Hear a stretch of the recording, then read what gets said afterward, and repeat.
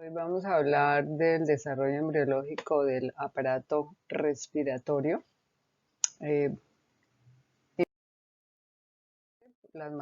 conocer sobre las malformaciones congénitas del aparato respiratorio, que son un grupo heterogéneo de alteraciones del desarrollo pulmonar que se puede producir en distintas etapas del periodo de embriogénesis. Pueden afectar el parénquima, la irrigación, la subdivisión, la maduración. Hay distintas formas de clasificarlo. Se ha modificado esa clasificación a medida que se va conociendo mejor sobre el tema. El caso de hoy tiene que ver precisamente con una malformación severa que afecta la vida del recién nacido. Es un recién nacido prematuro, 27 semanas de gestación, con un síndrome de dificultad respiratoria severo.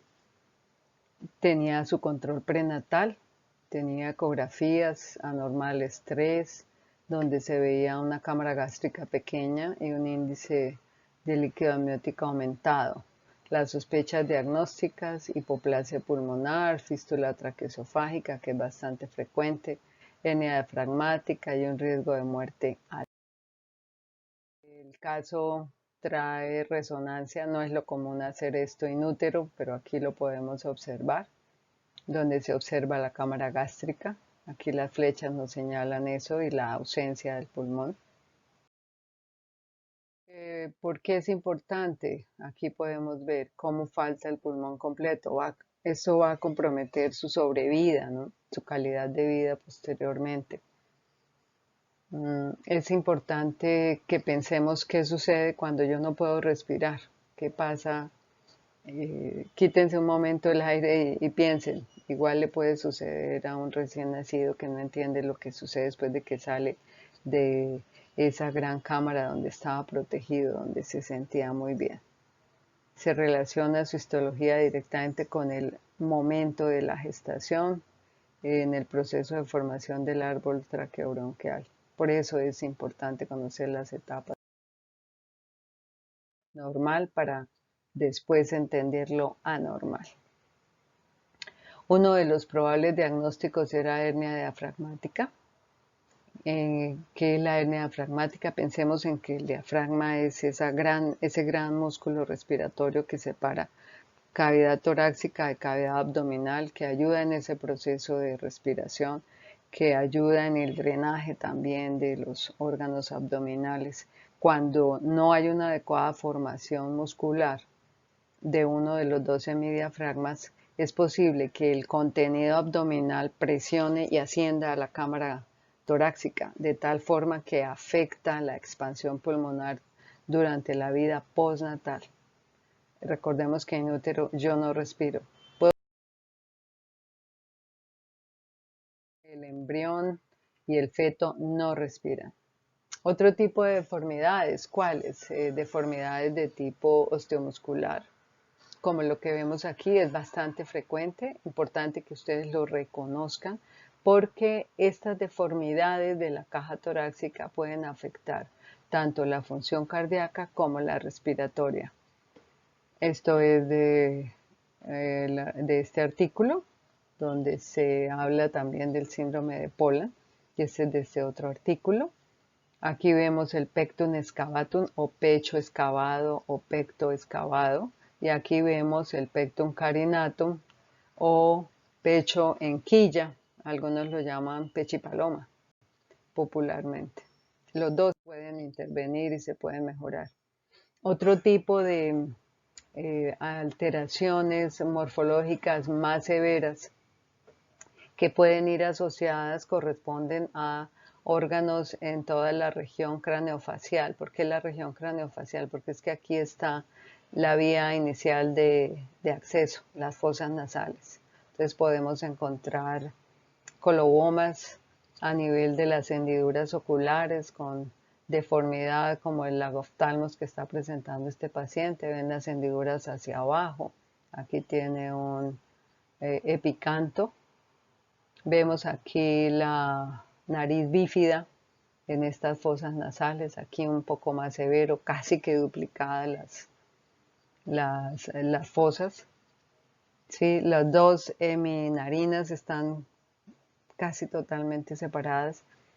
Y aquí tenemos un compromiso severo a nivel mandibular, una hipoplasia mandibular que puede complicar la vía aérea, acompañado de otros vestigios como es el apéndice preauricular que vemos aquí y pequeños hallazgos de deformidad a nivel de los pabellones, unos pabellones que están de baja implantación. Muy bien, entonces recordemos en qué momento de la vida embrionaria estamos. Estamos en el momento ya, recordemos, etapa embrionaria, las primeras 8 semanas de gestación. La primera semana realmente se cuenta, pero no en el proceso embrionario porque es la etapa de fecundación, ¿sí? Que aquí tenemos la evolución, la etapa de fecundación, de fertilización, viene las divisiones, posteriormente viene la implantación y al final vamos a tener la diferenciación de las 3 capas embrionarias. A partir de la cuarta semana de gestación, esta subdivisión, donde el que más nos interesa en este momento, la capa embrionaria que más nos interesa es la endodérmica, porque a partir de allí es que vamos a tener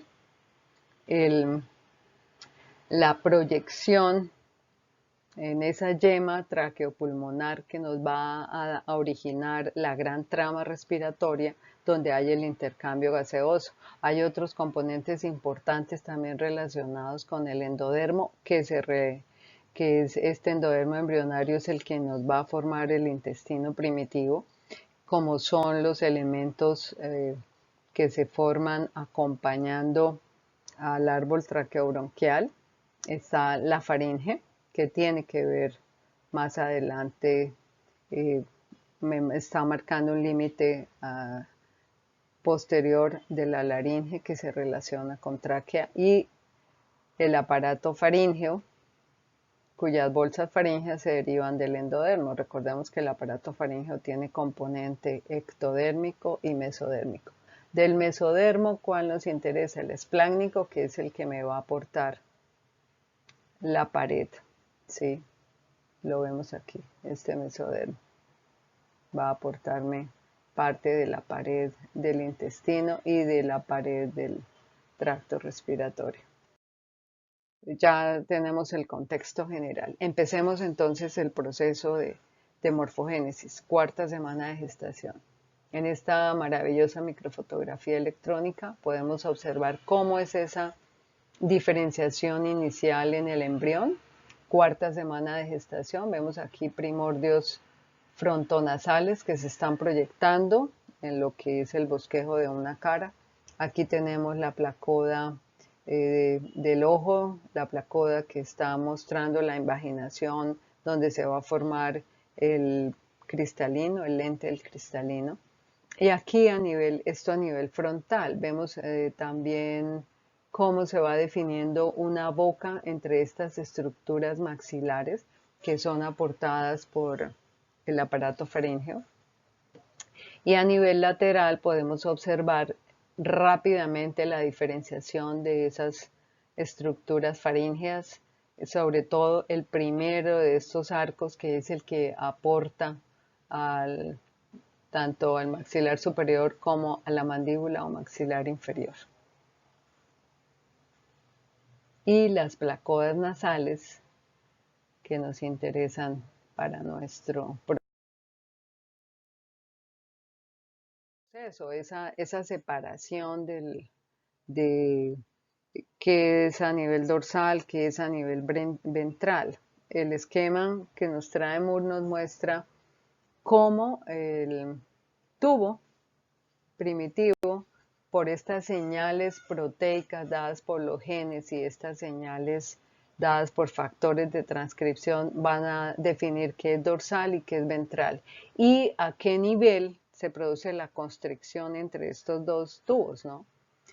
A nivel dorsal va a quedar ubicado el esófago y a nivel ventral va a quedar ubicada la tráquea, que es lo que continuaría después de fosas nasales, laringe, tráquea.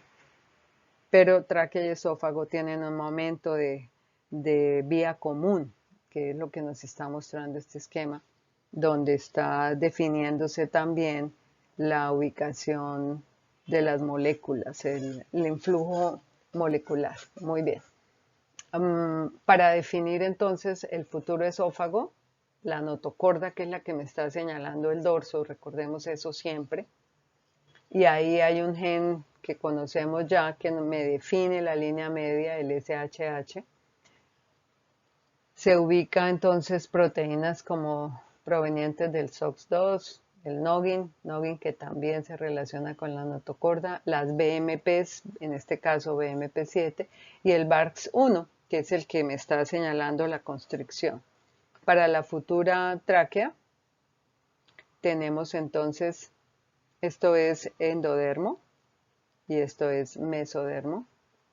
Tenemos proteínas provenientes de los genes NKX21, del SHH, WNT, mire, tenemos 7B, el 2, 2B, de las BMP, la 4 y el factor de crecimiento de los fibroblastos 10, que juega un papel clave en este proceso de división, lo vamos a ver más adelante, división del árbol bronquial. Y una proteína que no conocíamos hasta ahora, que es la RU. Con eso ya estoy definiendo qué es el dorso y qué es la parte ventral. Con la formación de la cara, traigo esta imagen para que veamos cómo las fosas nasales que se forman de mesénquima se van ubicando lateralmente y son guiadas por este proceso frontonasal. Y aquí las vemos mejor, las placoides nasales, que es el vestigio inicial de esas fosas nasales. ¿Dónde se ubican? Se ubican por encima de esta abertura común, que es el estomodeo, que está limitada por los dos procesos maxilares superiores y el maxilar inferior, aportados por el primer arco faríngeo, recordemos siempre. Si hacemos un corte sagital, podemos observar la parte interna del aparato faríngeo. Vemos las bolsas faríngeas. Nos interesa a partir de la cuarta bolsa faríngea. Recordemos que la quinta desaparece, no aporta nada.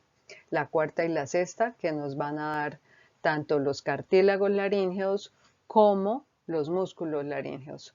Y a este nivel empieza a verse una pequeña hendidura que me está mostrando el sitio que posteriormente va a proyectarse en ese que va a ser la yema del aparato respiratorio, el tubo laringotraqueal inicial.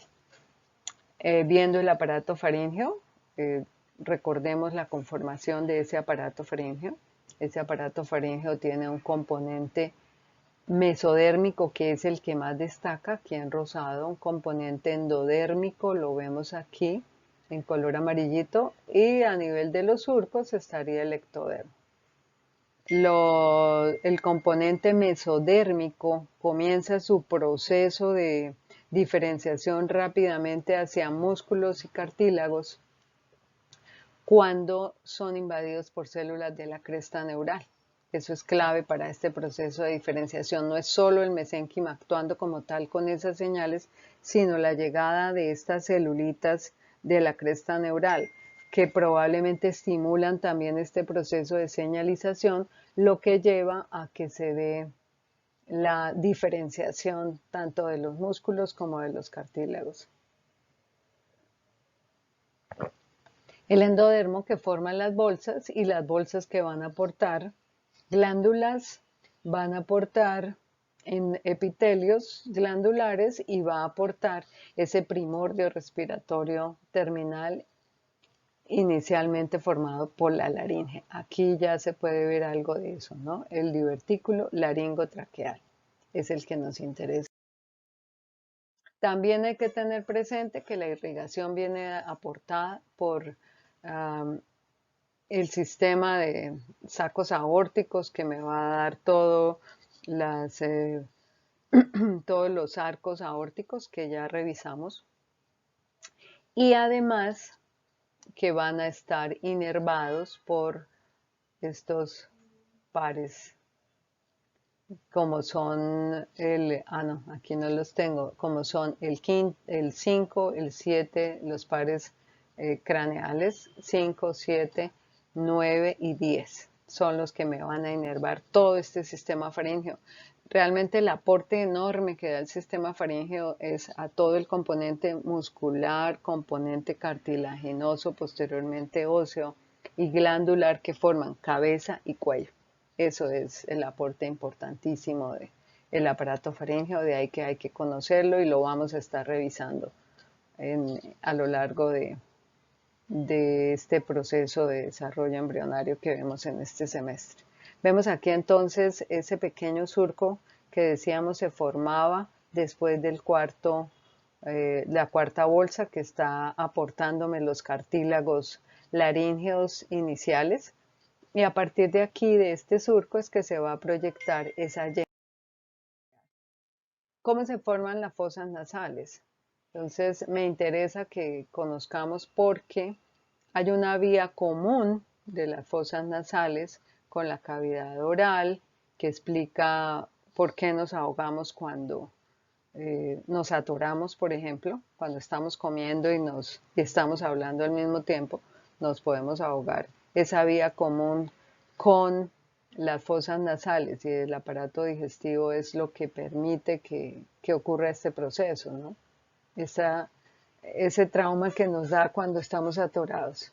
Entonces, a partir de esas placoides, que es por donde inicia el proceso respiratorio, cuando tomamos aire, esas placoides se meten dentro del mesénquima y me van a formar un saco que tiene la guía dada por este paladar primitivo. ¿Quién forma el paladar primitivo? Esos procesos palatinos que se diferenciaron del primer arco faríngeo. Eso es importante. Esta membranita se va rompiendo de este paladar primitivo de tal manera que se ponen en contacto fosas con la cavidad oral, y esta cavidad oral que está sellada por una membrana, que es lo que vemos aquí, va a quedar taponada también por un pequeño tapón de células epiteliales, ¿sí? Que está situado por encima de ese paladar primitivo. Ese pequeño tapón posteriormente sirve de base para que las narinas sigan creciendo. Vemos aquí entonces a nivel de las fosas nasales cómo se van proyectando a nivel profundo, llegan a la cavidad inicial que son las coanas, ¿sí? Y en la parte del techo de la boca empieza a diferenciarse y por la llegada de las células de la cresta neural comienzan a formarse unas neuronas que van a conformar posteriormente las fibras, van a aportar sus axones, las fibras del nervio olfatorio que van a seguir a través de la lámina cribosa, van a seguir proyectándose hasta el bulbo olfatorio. Eso en esta primera parte. Aquí ya vemos cómo se va diferenciando la orofaringe, que va a estar vecina a la laringe. Y aparece también posteriormente ese paladar secundario aportado también por estas crestas iniciales. En la formación de la cara, entonces, destacamos las placoides nasales que nos van a dar las fosas, por donde iniciamos en ese proceso respiratorio. Tenemos un componente central o ventral y un componente lateral de estas fosas que se van acercando a la línea media para formar el tabique. Los dos componentes mediales forman el tabique nasal y los laterales forman las narinas.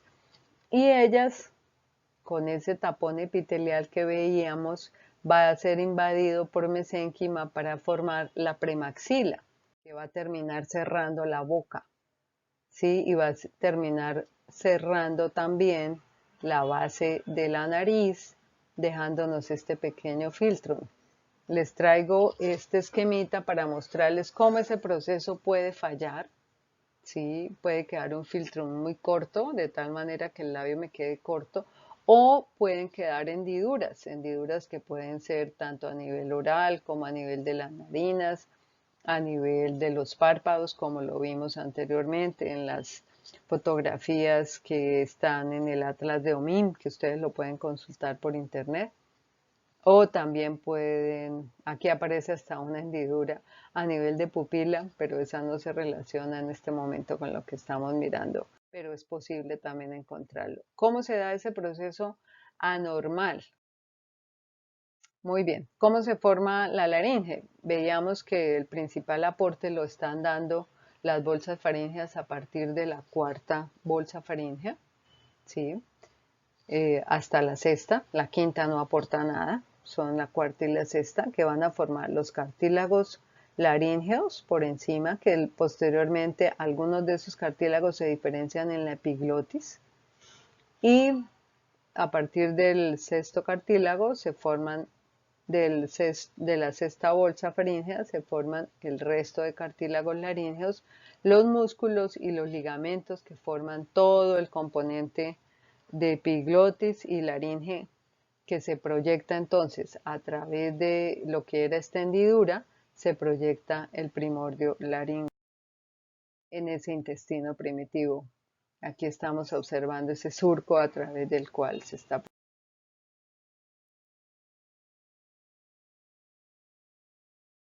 La tráquea con sus tres componentes epitelial, cartilaginoso y de músculo liso, tejido conectivo.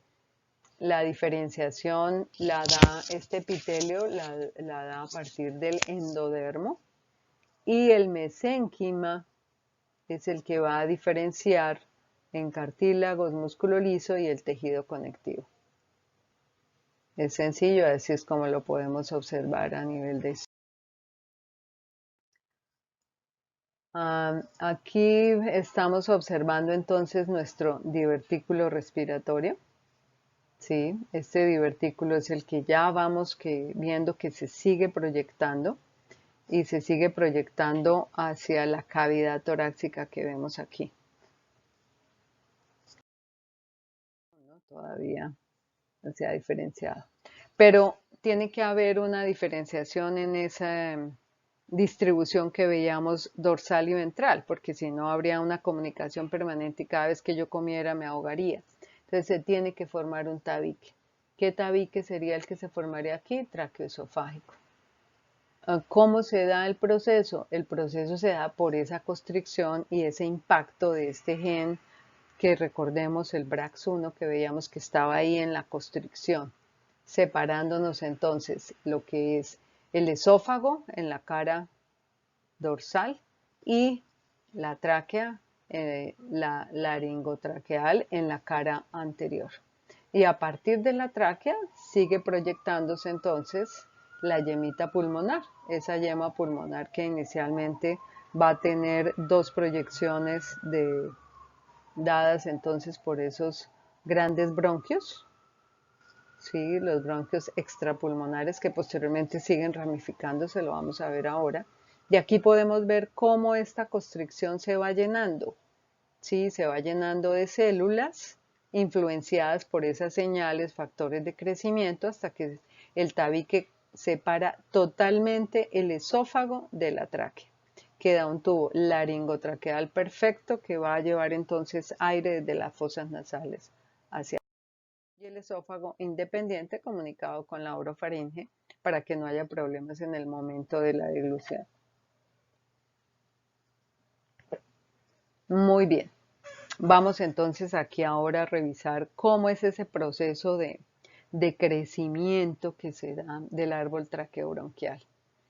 El árbol traqueobronquial inicialmente entonces forma los dos grandes bronquios extrapulmonares que se proyectan dentro del pulmón en los bronquios primarios, 3 a la derecha y 2 hacia la izquierda, como lo estamos viendo aquí. Eso pasa muy rápidamente. Mire, día 28, final de la séptima semana de gestación, día 56, octava semana de gestación. Yo ya tengo un árbol traqueobronquial dicotómicamente distribuido, rápidamente ha crecido, se ha proyectado dentro de esa caja torácica que ya comienza a independizarse entonces la cavidad pericárdica de la cavidad pulmonar por la presencia de estas envolturas que son aportadas por el mesodermo esplácnico que veíamos al inicio. Vemos aquí entonces los lóbulos superior derecho, el medio, el inferior y los respectivos del lado izquierdo, donde solo tenemos dos, ¿no? Superior e inferior. En nuestro caso, había una agenesia completa de este lado, como veíamos. ¿Qué falló ahí? La señalización probablemente no fue suficiente cantidad de proteína. Eso es una relación perfecta que se debe dar para una formación. Y aquí entonces ya entraríamos no solo en el desarrollo del árbol bronquial, sino en la maduración pulmonar de estos tejidos para que lleguen a conformar esa unidad alveolo-capilar perfecta, que es la que permite que se haga ese intercambio gaseoso a nivel de nuestros alvéolos.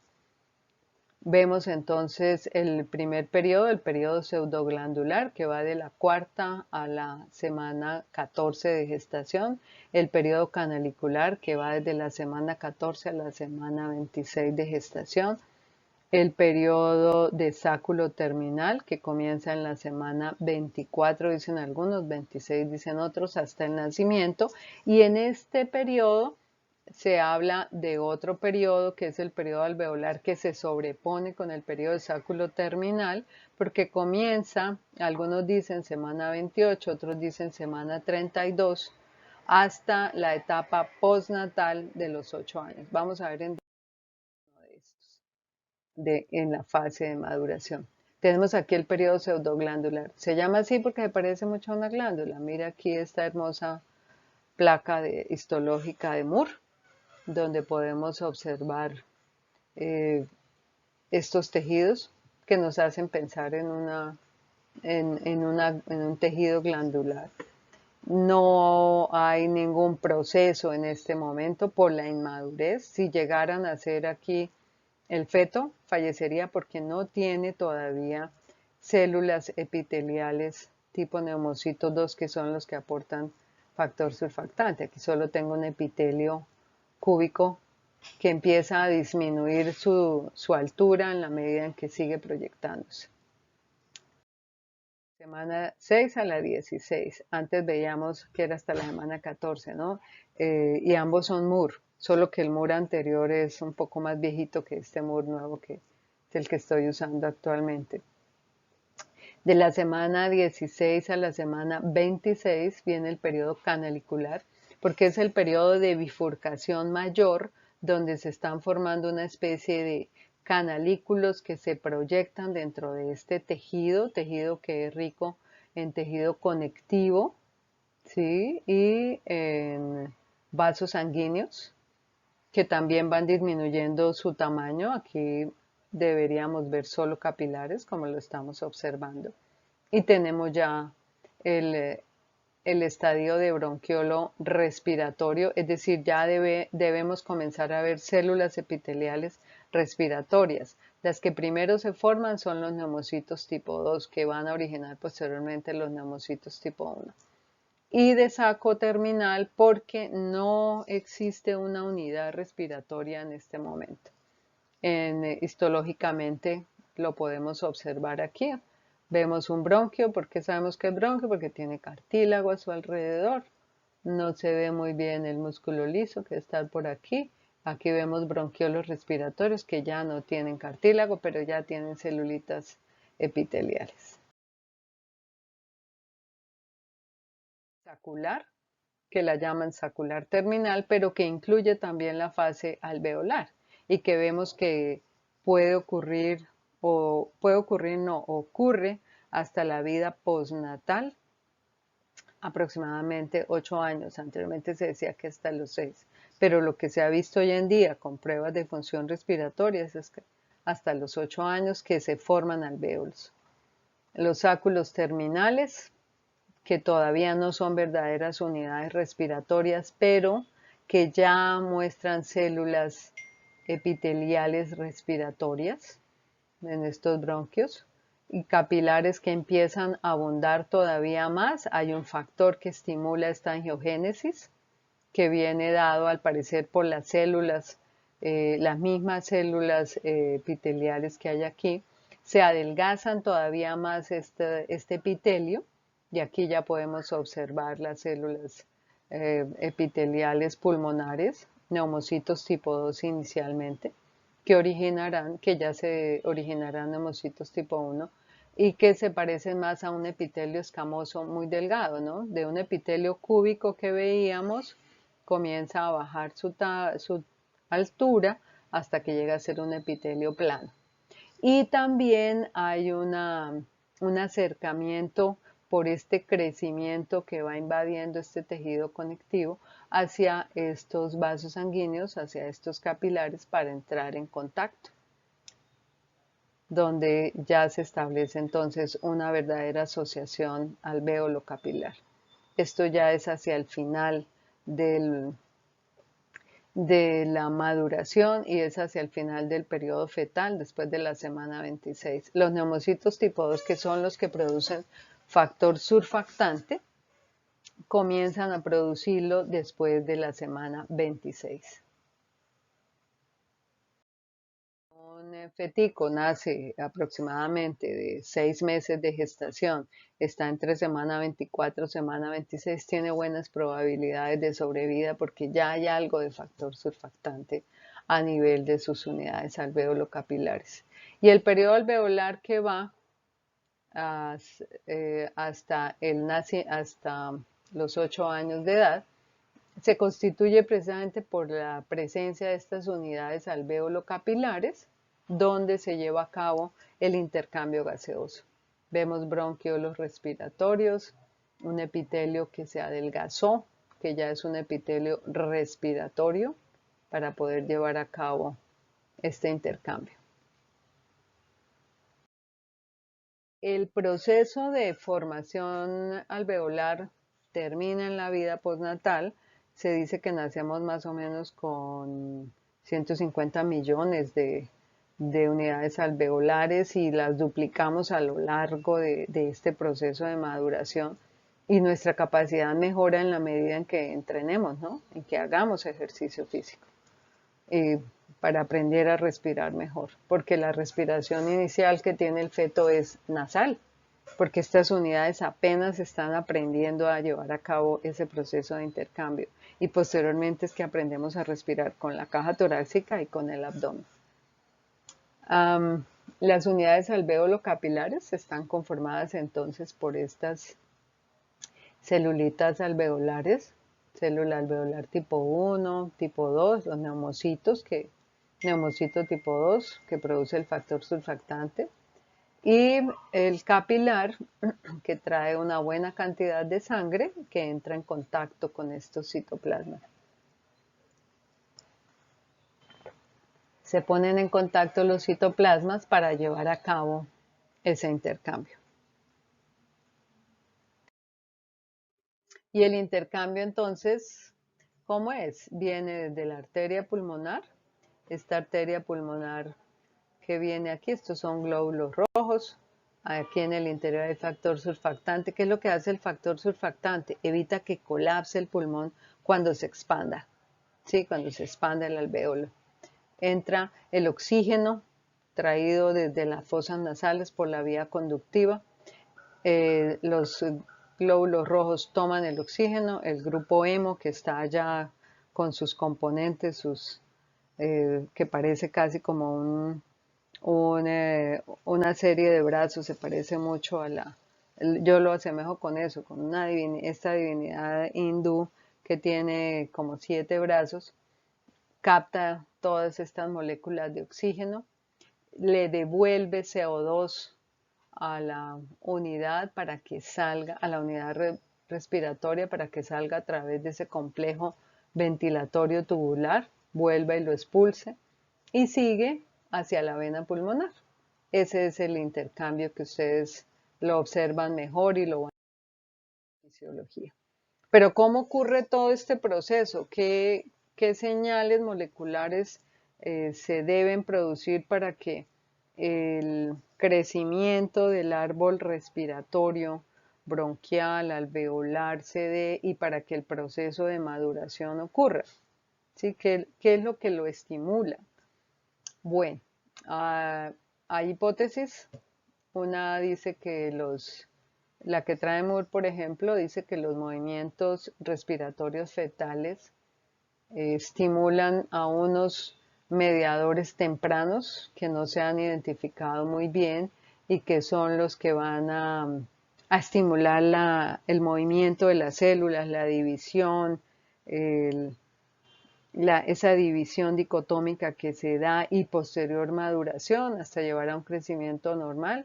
Se habla de unos mediadores tardíos, como el factor de crecimiento derivado de plaquetas, los factores de crecimiento similares a la insulina, el factor tiroideo, uno también pudieran, esto ya se conoce, pero ellos también influyen y pudieran, junto con estos mediadores tempranos, estimular aún más esa kinesis, ese movimiento celular para llevar a un crecimiento normal. Esto explicaría cuando no se dan formaciones adecuadas a nivel pulmonar, cuando no se da la lobulación correcta o cuando hay una agenesia completa, estarían fallando todos estos mediadores. Eso lleva entonces a una diferenciación morfológica normal, también los movimientos respiratorios de las células tipo 2, que son las que vienen a producir más células neumocitos tipo 1. Y si tengo suficiente cantidad de neumocitos tipo 2, voy a tener un buen aporte de factor surfactante para que ocurra una maduración normal y haya una respiración normal. Estos son de unos artículos que me encontré preparando esta charla, esta clase, para hablar de la maduración. La parte molecular es lo que ha hecho que cambie el entendimiento de muchos de los aspectos del desarrollo embrionario. Esto es de una residente de neumología pediátrica. El artículo lo tengo disponible si lo quieren consultar. En la formación del brote pulmonar, ¿qué estimula ese brote inicial que se da y que lleva a cabo el proceso de compartimentalización y de crecimiento que se da normal? De la parte del crecimiento braquial, de todo lo que es el árbol respiratorio, laringotraqueobronquial, se habla de los ligandos, de los factores de crecimiento que vimos que son importantes siempre en el proceso embrionario.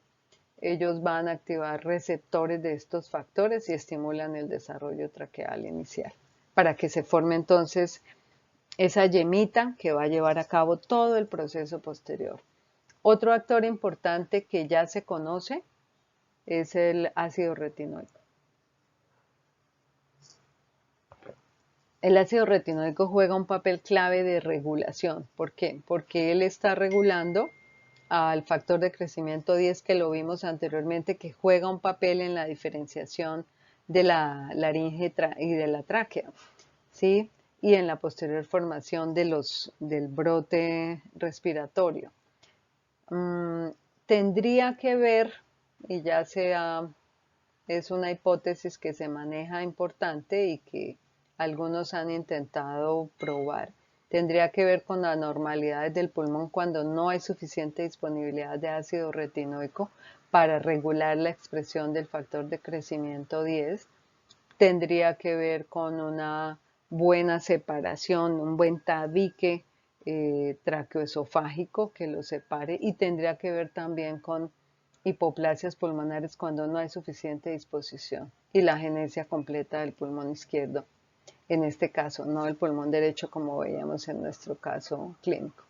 Y esto es otro actor que no aparece en el libro de embriología, por eso lo traje, que es el TBX o la caja T, T-Box, que son también reguladores de la expresión del factor de crecimiento 10, que tienen que ver con la inducción primaria de los brotes pulmonares. Todos estos elementos son los responsables de que haya una buena formación de ese brote pulmonar. Nunca el exceso es bueno, recordemos, el equilibrio es lo que debe primar en todo este proceso de maduración y de regulación. Y a lo largo de toda. ¿Cómo se da la morfogénesis de la ramificación pulmonar? ¿Qué es lo que lleva a que a un lado se formen tres lóbulos eh, respiratorios y al otro lado solo dos? Que en uno se tengan más bronquios que en el otro. Esa ramificación, ¿qué lo regula? Realmente debe haber una regulación positiva y debe haber una regulación negativa. Generalmente las regulaciones se dan de interacciones, ¿no? Interacción del mesénquima que está rodeando ese epitelio que está creciendo del endodermo y donde juega nuevamente papel clave los factores de crecimiento, en este caso el factor de crecimiento 10 y el receptor del factor de crecimiento 2B, que van a controlar la formación del esbozo secundario, el factor de crecimiento 7, que regula la influencia de la ramificación pulmonar y la expansión, y la familia SPRY, que no la habíamos mencionado hasta ahora, que son reguladores negativos de las señales de estos factores para poderlos controlar. Tiene que haber un controlador. Las tirosinquinasas, que realmente las tirosinquinasas son estimulantes de la SRY. Bueno, genes involucrados, entonces, resumiendo, tenemos los que se relacionan con los factores de crecimiento, factor de crecimiento 10, veíamos el receptor del factor de crecimiento 2 y el factor de crecimiento 7, que es el 10 es el que inicia el proceso de ramificación, se produce en el mesénquima de las yemas del aparato respiratorio y estimula la proliferación celular en el epitelio. Las NKS, Natural Killer 2.1, estimulan la proliferación apical de las células. Las BMP, vimos BMP4, BMP7, que estimulan ramificación, inhiben proliferación. El SHH, que sabemos que es un genomeo que nos está ubicando la parte central claramente y ayuda a diferenciar lo ventral de lo dorsal. Se produce en el epitelio, estimula la proliferación de células mesenquimales y también regula la expresión de FGF10 y el factor de crecimiento transformante beta 1 que inhibe la producción de FGF10.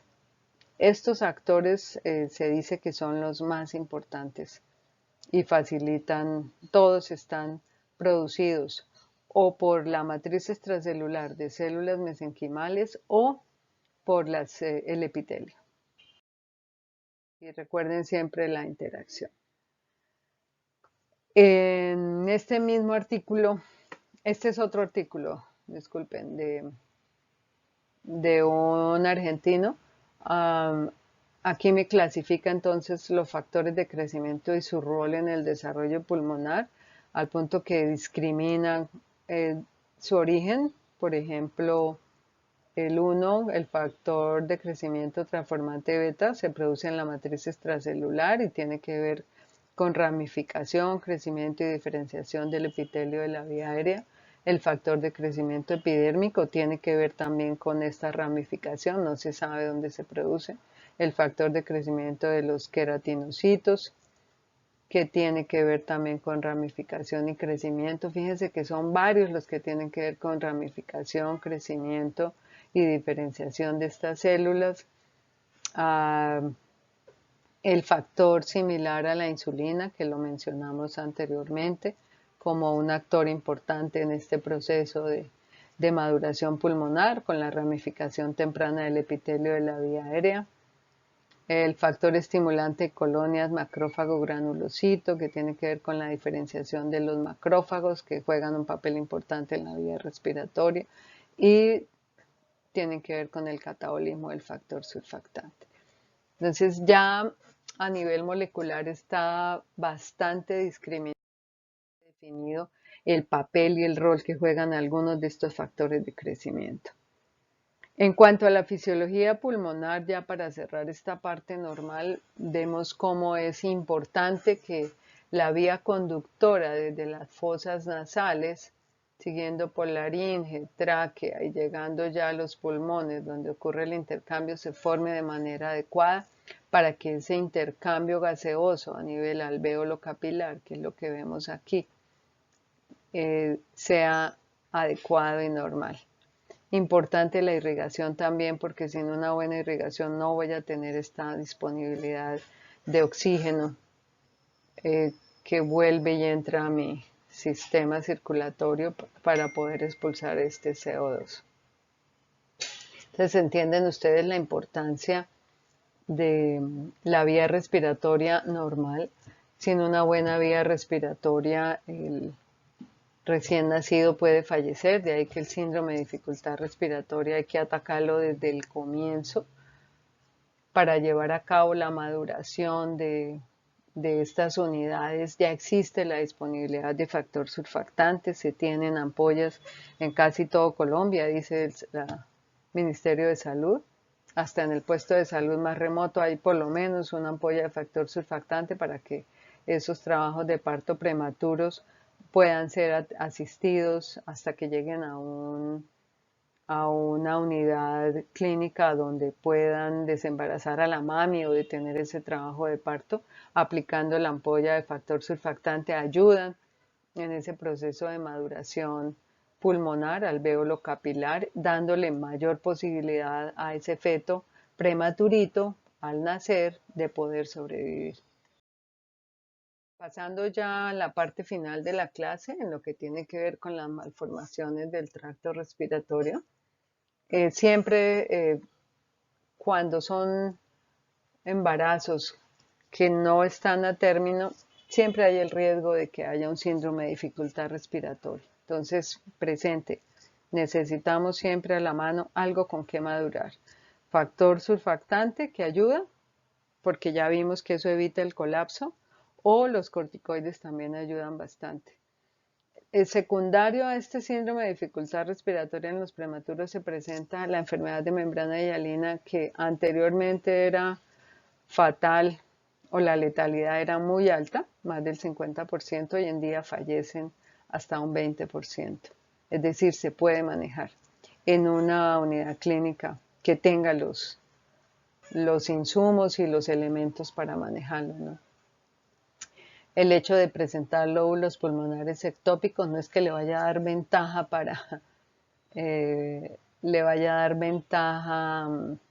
para respirar mejor.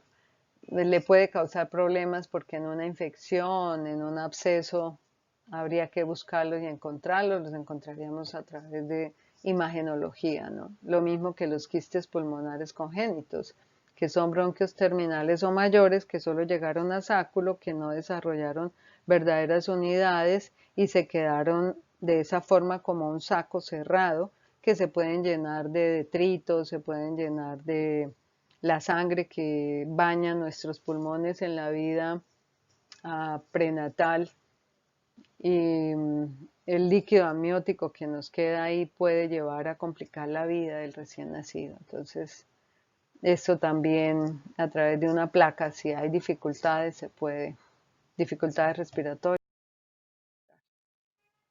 Y tal vez una de las malformaciones más frecuentes que afecta tanto a la vía respiratoria como a la vía digestiva, lo vamos a retomar nuevamente cuando veamos el desarrollo embriológico del aparato digestivo, es la fístula traqueoesofágica. Entonces, en lo que respecta a la tráquea, ¿qué es lo que vamos a mirar? Esa fístula traqueal puede estar unida a una porción distal del esófago o puede estar comunicada con tanto la porción superior como la porción distal, la proximal como la distal, ¿no?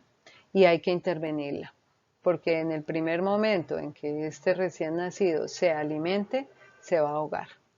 Aquí estos pulmoncitos van a estar llenos de líquido amniótico y sangre, porque la sangre ayuda en ese proceso de irrigación a nivel de la vida prenatal a través de las arterias pulmonares. Es importante para que ellos crezcan y tengan un buen aporte de oxígeno. Pero en la vida postnatal ya esto no es funcional, no les sirve. y lo que va a causarles es problemas. Se broncoaspira y puede incluso tener riesgo de muerte. De ahí que sea importante intervenirlo. También en estos casos el líquido amniótico, el índice de líquido amniótico va a estar alterado, entonces hay que tenerlo presente en las ecografías, hay que preguntar siempre en los controles prenatales si le hicieron ecografía, si la ecografía estaba normal o no. Aquí este esquema de Adam me sirve para mostrarles cómo es la fístula. Vemos aquí la comunicación, el tabique no está completo, la flecha no le está mostrando. Y aquí se ve muy sencilla. Consiste en quitar el segmento que está fistulizado. ¿Sí? Se elimina. Fístula es toda comunicación anómala entre dos conductos que no deben estar comunicados, ¿no? Esa es la definición de fístula. Se hace entonces el cierre, término terminal, dicen ellos. Hoy en día no sé qué tan factible es reemplazarlo por un injerto que se haga con 3D. Creo que ya se está haciendo también. Esa es otra forma de reparar estos defectos. Y con eso se está salvando y garantizando ya la sobrevida de calidad. Bueno, eso era lo que tenía para contarles hoy. Muchas gracias. Así es como debemos mantener nuestro medio ambiente, como lo tenemos ahorita, un poco más despejado, más claro, limpio y no así. Cuidémonos y cuidemos nuestro ambiente porque el oxígeno aunque es tóxico, pero nuestro organismo aprendió a manejarlo, es el que nos da vida y nos permite respirar cada vez mejor. Que tengan un buen día y muchas gracias a todos.